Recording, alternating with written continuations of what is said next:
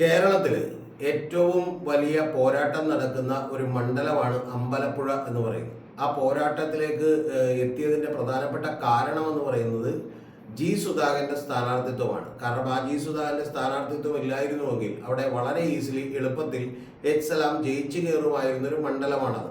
ആ മണ്ഡലത്തിന് മറ്റ് നിരവധി പ്രത്യേകതകൾ കൂടിയുണ്ട്. അവിടെ മുസ്ലിം സമുദായത്തിൽ നിന്നുള്ള വോട്ടുകളുണ്ട്. ആ വോട്ടുകളൊക്കെ തന്നെ ഒരു എൻ ബ്ലോക്കായി എച്ച് സലാമിന് കിട്ടുകയും മറ്റ് അവിടെ അങ്ങനെ മതേതരരായിട്ടുള്ള വോട്ടുകളാണ്. അവർ ഹിന്ദുക്കളൊക്കെ തന്നെ അല്ലെങ്കിൽ വലിയ തോതിൽ CPM സ്വാധീനമുള്ള മണ്ഡലമാണ്. അവരൊക്കെ തന്നെ എച്ച് സലാമിന് വോട്ട് ചെയ്യുകയും ചെയ്തുകൊണ്ട് അദ്ദേഹം കുറച്ചുകൂടി എളുപ്പത്തിൽ, അതായത് ഈ തെരഞ്ഞെടുപ്പ് പ്രഖ്യാപിക്കുന്നതിന് മുമ്പേ തന്നെ ജയിക്കും എന്ന് ഉറപ്പിച്ചിരുന്ന ഒരു സീറ്റാണ്. പക്ഷെ ആ സീറ്റിലേക്കാണ് ജി സുധാകരൻ വന്ന് മത്സരിക്കാൻ എത്തുന്നത്. ആ ജി സുധാകരൻ വന്ന് മത്സരിക്കാൻ എത്തുമ്പോൾ അവിടെ ആ മത്സരത്തിന് തന്നെ മറ്റൊരു ഡൈമെൻഷൻ വന്നിരുന്നു എന്നുള്ളത് ഒരു യാഥാർത്ഥ്യമായിട്ടുള്ള ഒരു കാര്യമാണ്. ആ ഡൈമെൻഷൻ വന്നപ്പോൾ തന്നെ ഞാൻ എൻ്റെ പ്രിയപ്പെട്ട പ്രേക്ഷകരോട്, ഈ ചാനലിൽ തന്നെ കിടക്കുന്നുണ്ട് ആ വീഡിയോ, നിങ്ങൾ ശ്രദ്ധിച്ചിട്ടുണ്ടാവും കുറേ പേരെങ്കിലും. അതിൽ തന്നെ ഞാൻ കൃത്യമായിട്ട് പറഞ്ഞിരുന്നു, ഈ ജി സുധാകരൻ എന്ന് പറയുന്നത് പ്രത്യേകിച്ചും ആലപ്പുഴയിലെ UDFൻ്റെയും BJPയുടെയും ഒക്കെ ഒരു സംയുക്ത സ്ഥാനാർത്ഥിയാണ് എന്നുള്ളത് പറഞ്ഞിരുന്നു. എന്ന് പറഞ്ഞാൽ അവർ രണ്ടുപേരും കൂടി ആലോചിച്ച് സ്ഥാനാർത്ഥിയെ നിർത്തി എന്നുള്ളതല്ല. ജി സുധാകരൻ സ്ഥാനാർത്ഥിയായി വന്നാൽ BJPയിൽ നിന്നൊക്കെ തന്നെ നിരവധി വോട്ടുകൾ സുധാകരനിലേക്ക് എത്തപ്പെടാനുള്ള എല്ലാ സാധ്യതകളുമുണ്ട് എന്നുള്ളത് നമ്മൾ പറഞ്ഞിരുന്നു. അതിൻ്റെ പ്രധാനപ്പെട്ട കാര്യമെന്ന് പറയുന്നത്, കഴിഞ്ഞ പല തെരഞ്ഞെടുപ്പുകളിലൊക്കെ തന്നെ പല BJP നേതാക്കന്മാരുമായിട്ടൊക്കെ തന്നെ അദ്ദേഹം വലിയ സൗഹൃദമുണ്ടാവുകയും പലപ്പോഴും അവരെ സഹായിക്കുന്ന പല നിലപാടുകൾ അദ്ദേഹത്തിൻ്റെ ഭാഗത്ത് നിന്ന് ഉണ്ടാവുകയും ഒക്കെ ചെയ്തു എന്നുള്ളതാണ് യാഥാർത്ഥ്യം. ഈ കഴിഞ്ഞ ലോക്സഭാ തെരഞ്ഞെടുപ്പിൽ ശോഭാ സുരേന്ദ്രനൊക്കെ വലിയ തോതിൽ വോട്ട് വർധന ഉണ്ടാക്കിയതിലുമൊക്കെ തന്നെ അദ്ദേഹത്തിൻ്റെ ചില ഇടപെടലുകൾ ഉണ്ടായിരുന്നു എന്ന് മാത്രമേ ഞാനിപ്പോൾ പറഞ്ഞു വെക്കുന്നുള്ളൂ. അപ്പോൾ അത്തരത്തിലുള്ള പല കാര്യങ്ങളും ഒക്കെ തന്നെ അവിടെ ഉണ്ടായിരുന്നു. അപ്പോൾ അതുകൊണ്ട് തന്നെ അവിടെയുള്ള നേതാക്കന്മാരുമായും അതുപോലെ ആളുകളുമൊക്കെ വലിയ സൗഹൃദമുണ്ട്. ഇനി അതൊന്നും ഇല്ലെങ്കിൽ പോലും അവിടെയുള്ള ചില കമ്മ്യൂണിറ്റി കോമ്പിനേഷൻസ് ഒക്കെ ഉള്ളത് കൊണ്ട് തന്നെ ആ കമ്മ്യൂണിറ്റി കോമ്പിനേഷൻസിൻ്റെ പുറത്ത് കൂടുതൽ വോട്ടുകൾ BJPയിലേക്ക് സാധാരണ പോയിക്കൊണ്ടിരിക്കുന്ന വോട്ടുകളൊക്കെ തന്നെ അദ്ദേഹത്തിന് കിട്ടാനുള്ള സാധ്യതകളുണ്ട്. അത് ജി സുധാകരൻ തന്നെ ഓപ്പൺലി പറഞ്ഞിരുന്നു. കാരണം BJPയിലേക്ക് പോയിട്ടുള്ള ഒരു 5000-ഓളം വരുന്ന വോട്ടുകൾ എനിക്ക് കിട്ടും എന്നുള്ളത് കൂടി അദ്ദേഹം പറഞ്ഞിരുന്നു.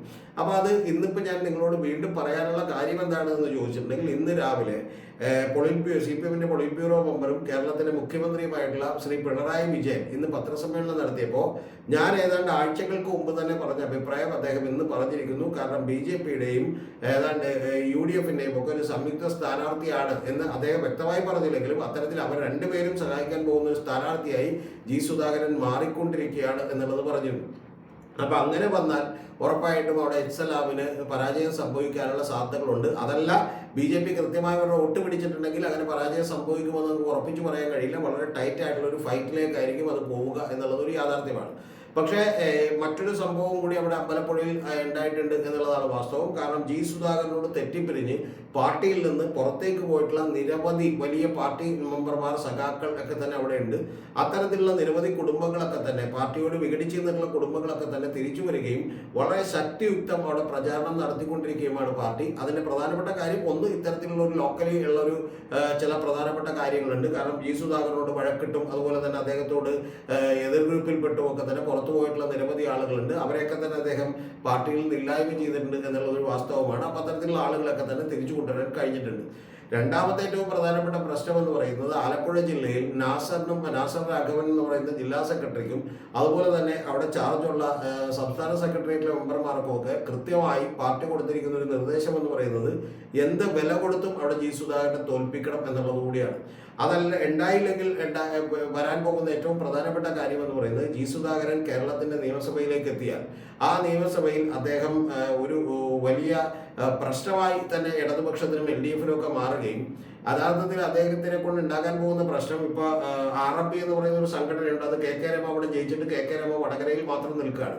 പക്ഷേ KK രമ വടകരയിൽ നിൽക്കുകയും ഈ പറയുന്ന ആലപ്പുഴയിൽ ജി സുധാകരൻ ജയിക്കുകയും അതുപോലെ തന്നെ TK ഗോവിന്ദൻ അവിടെ ജയിക്കാൻ സാധ്യതയില്ല, പക്ഷെ അങ്ങനെ ജയിക്കുകയും ഒക്കെ ചെയ്തിട്ടുണ്ടെങ്കിൽ, അല്ലെങ്കിൽ ജയിച്ചാലും തോറ്റാലും ഈ കുഞ്ഞികൃഷ്ണ പോലെയൊക്കെയുള്ള ആളുകളെ തന്നെ, അതായത് ഒരു വിഘടിച്ച് നിൽക്കുന്ന ഈ ഇടതുപക്ഷത്തിന്റെ പോക്കത്ര ശരിയല്ല, അല്ലെങ്കിൽ CPMന്റെ പോക്ക് ശരിയല്ലെന്ന് വിചാരിച്ചിരിക്കുന്ന ആളുകളെയൊക്കെ തന്നെ മൊബിലൈസ് ചെയ്യാനും ആളുകളെയൊക്കെ തന്നെ സമാഹരിക്കാനും ഒക്കെ തന്നെയുള്ള ഒരു സാധ്യതകൾ CPM കാണുന്നുണ്ട് എന്നുള്ളതാണ് വാസ്തവം. അത്തരത്തിലുള്ള സാധ്യതകൾ കൂടി ഉണ്ടെങ്കിൽ അത് മുളയിലെ തന്നെ നുള്ളണമെങ്കിൽ ഈ ജി സുധാകരൻ അവിടെ തോറ്റാൽ അത് അവിടെ പ്രശ്നം അവിടെ കൊണ്ട് തീരും. അതല്ലെങ്കിൽ ഇത് വീണ്ടും ഈ പറഞ്ഞ പോലെ ഇത്തരത്തിൽ അക്യുമുലേറ്റ് ചെയ്യുന്ന, ഇത്തരത്തിൽ വീണ്ടും ഈ പറഞ്ഞ പോലെ ആളുകളെ തമ്മിൽ കേരളം മുഴുവൻ ഇത്തരത്തിൽ യോജിപ്പിക്കാൻ കഴിയുന്ന ഒരു ശക്തിയായി കൂടി മാറാനുള്ള സാധ്യതകളുണ്ടോ എന്ന് പറയുന്ന ഒരു കാര്യമാണ് തെരയുന്നത്. അത് CPM-നും കൃത്യമായ ബോധ്യമുള്ളൊരു കാര്യമാണ്. അതുകൊണ്ട് ഏറ്റവും വലിയ ഒരു മത്സരം നടക്കുന്ന അവിടെയാണ്.